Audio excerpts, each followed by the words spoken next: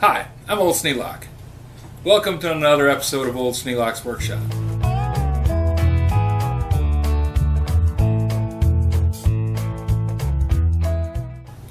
Package arrived in the mail.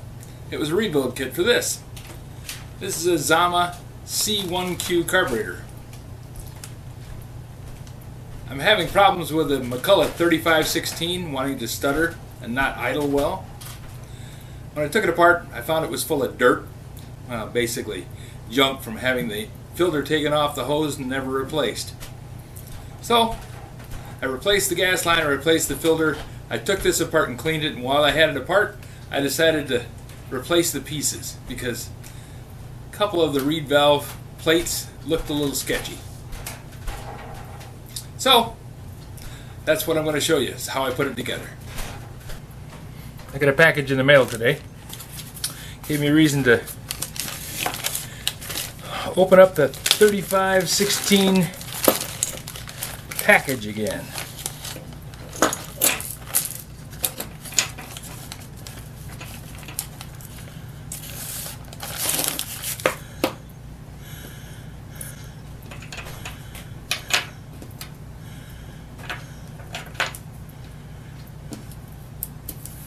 There's all the bits and pieces.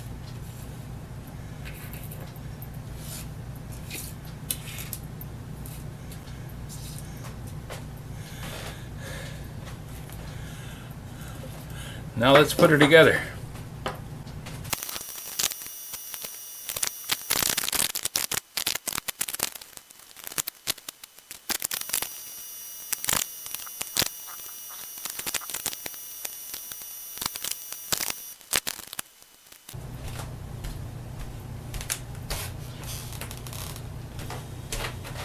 Thanks for watching. I gotta make sure that all the bits and pieces I need are in here. Some of them I don't need. Like I don't need to pull that little spoon-shaped plate. Using this little vise will make it easier to put the thing together. The nylon jaws will make it so that it doesn't cause any damage to anything.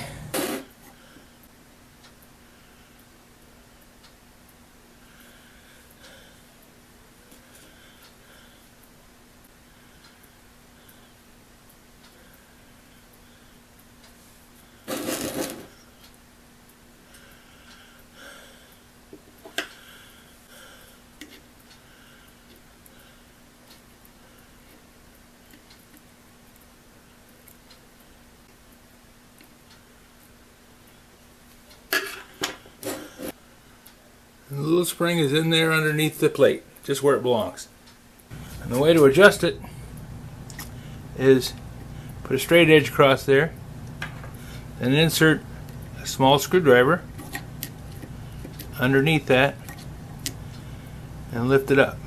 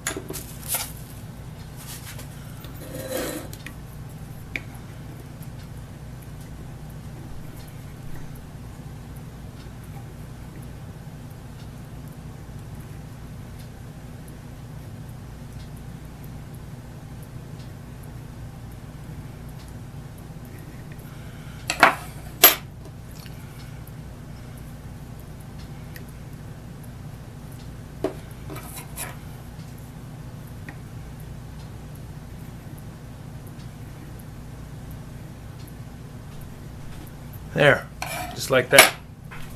I don't want any higher than that because that controls the position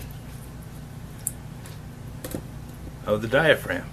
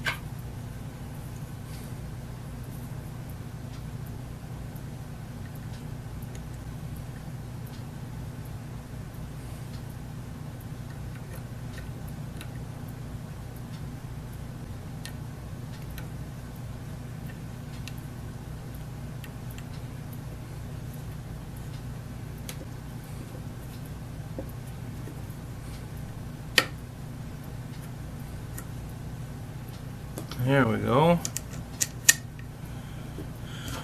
Now put that in.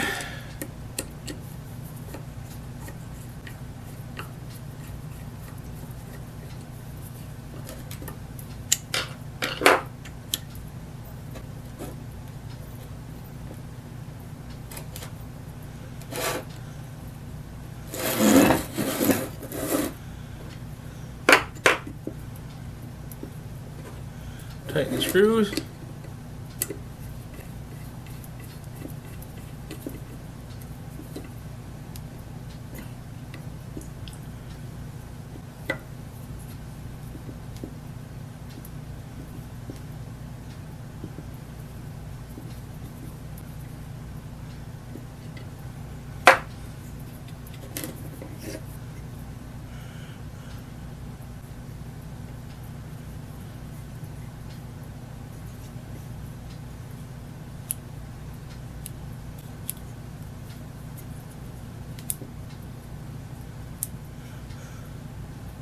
Okay, we're ready to put her together.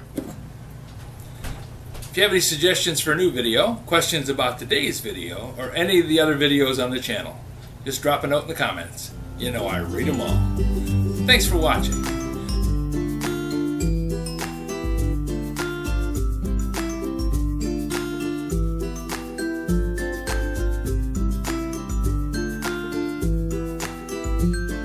This video is not to be viewed by anyone under the age of 13 in the U.S. or 16 in the European Union, without the express written permission of the parents or legal guardians of the underage person. Such written permission must be on file at the local government entity in charge of enforcing the rules and regulations established by the FTC.